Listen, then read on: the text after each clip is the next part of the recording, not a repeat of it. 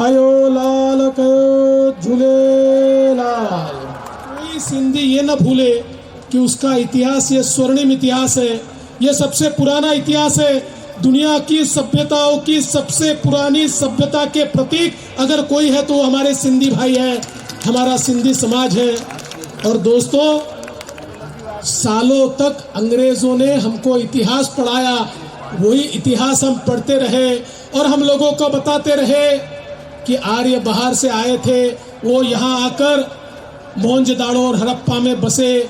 लेकिन अब इस इतिहास का पर्दाफाश हो गया और अब अभिजीत चावड़ा जैसे हिस्टोरियंस ने, प्रोफेसर शिंदे जैसे हिस्टोरियंस ने डीएनए के माध्यम से ये प्रस्तापित कर दिया कि दुनिया की सबसे पुरानी संस्कृति और सभ्यता कोई होगी तो सप्त सिंधु की सभ्यता है। दुनिया की दूसरी कोई भी सभ्यता हमारी सप्त सिंधु की सभ्यता से पुरानी नहीं है। और कोई आर्य बाहर से नहीं आए तो हमने दुनिया को सभ्यता दी।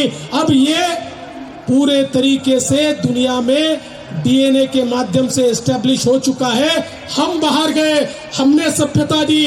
दुनिया की सारी भाषाओं को अगर किसी ने जान दी है, अगर शब्द दिए हैं, तो हमारे संस्कृत ने, हमारी भारतीय भाषाओं ने उसको ये सारे शब्द दिए हैं। और इंडो यूरोपियन लैंग्वेज जिसको कहा जाता है वो इसी भारत में पैदा हुई और पूरे यूरोप में गई हुई है। तो भारतीयों को हमें ये स्वाभिमान होना चाहिए कि अब हम बाहर से आए हुए नहीं है, हमारे से पुराना कोई नहीं है। इस विश्व के सबसे पुराने अगर कोई होगे, पुरानी सभ्यता कोई होगी तो वो हमारी सभ्यता है। और इतना ही नहीं, तो हमें ये भी झूठा पढ़ाया गया कि आर्य अलग है, द्रविड़ अलग है।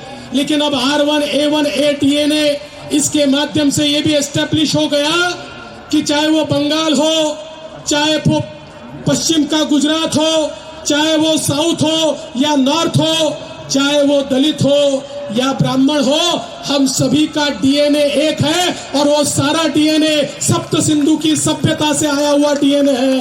तो ये भी आज सारे साइंटिफिक एविडेंस के माध्यम से पता चला है। और इसलिए मैं तो आपसे निवेदन करना चाहता हूँ, अपने छोटे छोटे बच्चों को भी ये सप्त सिंधु की सभ्यता क्या है इसके बारे में बताइए। उनके मन में कोई अपराध बोध नहीं होना चाहिए। वे एक ऐसे परिवार से, एक ऐसी संस्कृति से, एक ऐसी धरोहर से आते हैं जिस धरोहर ने दुनिया को विचार दिया, संस्कृति दी, भाषा दी, दुनिया को जीने का तौर तरीका सिखाया।